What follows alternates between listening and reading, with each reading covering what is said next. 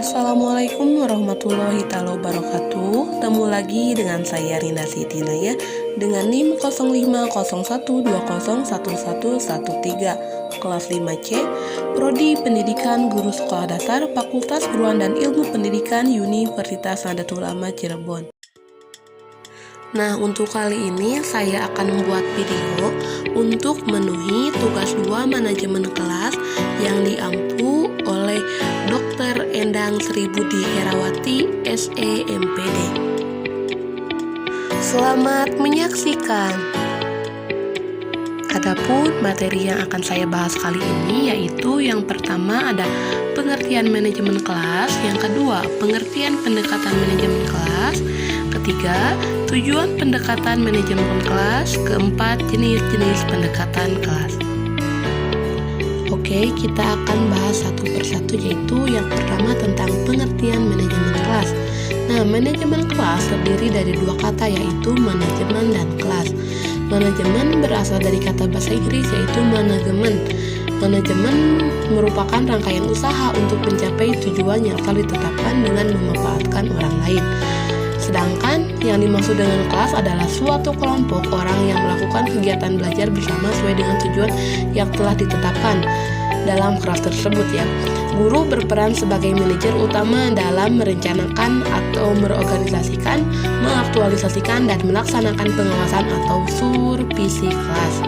Nah, jadi manajemen kelas dapat diartikan sebagai kemampuan guru dalam memanfaatkan potensi kelas berupa pemberian kesempatan seluas-luasnya pada setiap individu untuk melakukan kegiatan yang kreatif dan terarah sehingga proses pembelajaran dapat berjalan dengan baik. Manajemen kelas juga merupakan usaha sadar untuk memecahkan, mengorganisasikan, mengaktualisasikan, serta melaksanakan pengawasan atau supervisi terhadap program dan kegiatan yang telah ada di kelas sehingga proses belajar mengajar dapat berlangsung secara sistematis, efektif, dan efisien. Berbagai jenis kelas yang dapat diamati oleh guru adalah kelas yang gaduh namun negatif, kelas yang gaduh namun positif. Kedua, yaitu pengertian pendekatan manajemen kelas. Nah, pendekatan berasal dari kata dekat yang berarti pendek, tidak jauh, hampir, dan juga akrab. Sementara pendekatan secara bahasa dapat diartikan sebagai proses atau cara perbuatan mendekati. Namun secara istilah pendekatan bersifat aksiomatis atau yang sudah jelas kebenarannya, menyatakan suatu pendirian, filsafat, keyakinan atau merupakan sebuah bahan pokok. Nah, dapat disimpulkan pendekatan dalam manajemen kelas dapat diartikan sebagai cara pandang seorang guru dalam menentukan mengelola kelas. Kemampuan guru dalam mengelola kelas termasuk salah satu dari perwujudan kompetensi pedagogik atau metode guru mengajar. Nah, kemampuan pertama yang harus dikuasai oleh seorang guru untuk mengelola kelas merupakan kemampuan dalam memenuhi, memilih, dan menggunakan berbagai pendekatan yang harus ditentukan dalam manajemen kelas sehingga menjadikan kelas menyenangkan, kelas yang tenang dan disiplin, juga kelas yang alamiah. Ketiga, tujuan pendekatan manajemen kelas. Tujuan pendekatan dalam manajemen kelas adalah sebagai berikut. Pertama, mewujudkan situasi dan kondisi kelas baik sebagai lingkungan belajar maupun sebagai kelompok belajar yang mungkin murid untuk mengembangkan kemampuan semaksimal mungkin. Kedua, menghilangkan berbagai hambatan yang dapat menghalangi terwujudnya interaksi belajar mengajar. Ketiga, menyediakan dan mengatur fasilitas serta perabot belajar yang mendukung dan memungkinkan murid belajar sesuai dengan lingkungan sosial, emosional, dan intelektual murid dalam kelas. 4. Membina dan membimbing sesuai dengan latar belakang sosial, ekonomi, budaya, serta sifat-sifat individunya. Jadi, manajemen kelas bisa dibilang berhasil ketika setiap siswa mampu untuk terus belajar dan melakukan pekerjaan dengan waktu yang tepat. Sebab itu, untuk mencapai keberhasilan manajemen kelas diperlukan pendekatan-pendekatan yang tepat. keempat yaitu jenis-jenis pendekatan kelas. Menurut Saiful Bahri, pendekatan yang harus dilakukan oleh seorang guru meliputi 1. Pendekatan otoriter. Pengelolaan kelas bertujuan untuk mengontrol tingkah laku peserta didik sesuai yang dikehendaki oleh guru.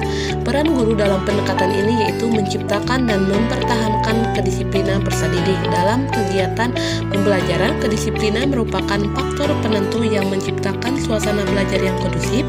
Dalam hal ini, guru harus menekankan pentingnya peserta didik untuk menaati peraturan.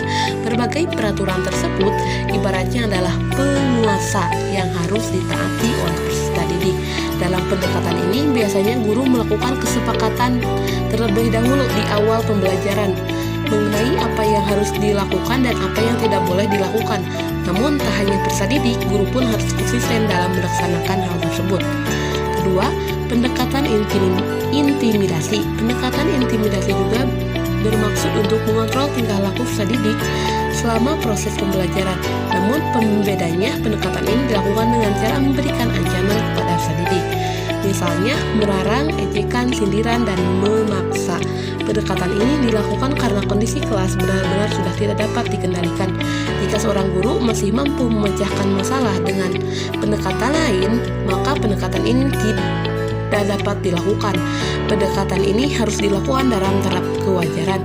Jika berlebihan, dimungkinkan bahwa si peserta didik tersebut akan lebih bersikap represif dan melukai perasaan si peserta didik tersebut. Yang ketiga yaitu pendekatan permisif. Pendekatan permisif adalah pendekatan yang menekankan perlunya memaksimalkan kebebasan peserta didik. Tema sentral dari pendekatan ini adalah apa, kapan, dan di mana juga guru hendaknya membiarkan peserta didik bertindak bebas sesuai dengan kehendak si peserta tersebut, sebab dengan itu akan bantu pertumbuhan secara wajar.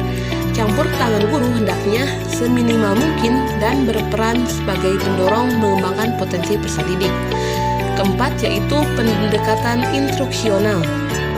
Nah, pendekatan instruksional adalah pendekatan yang berdasarkan pada pendirian bahwa pengajaran yang dirancang dan dilaksanakan dengan cermat akan memecah timbulnya sebagian besar material kelas. Nah, pendekatan ini terdapat bahwa material yang harus efektif adalah hasil perencanaan pengajaran yang bermutu. Nah, dengan demikian peranan guru untuk merencanakan dengan teliti pelajaran yang baik, kegiatan yang disesuaikan dengan kebutuhan dan kemampuan setiap peserta didik. Kelima, pendekatan proses kelompok. Nah, di sini membutuhkan kemampuan guru dalam menciptakan momentum yang dapat mendorong kelompok-kelompok di dalam kelas menjadi kelompok yang produktif.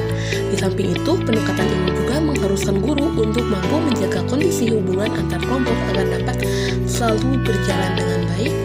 Keenam, pendekatan sosio-emosional.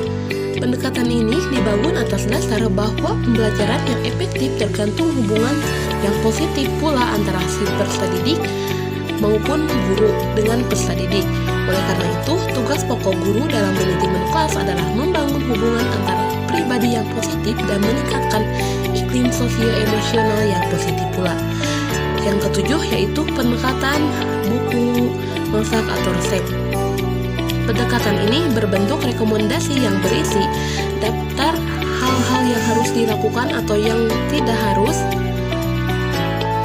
dilakukan oleh seorang guru apabila menghadapi berbagai tipe masalah manajemen kelas. Daftar tentang apa yang harus dilakukan dan apa yang tidak harus dilakukan ini biasanya dapat ditemukan dalam artikel karena daftar ini sering merupakan resep yang cepat dan mudah. Pendekatannya ini dikenal dengan pendekatan buku masak.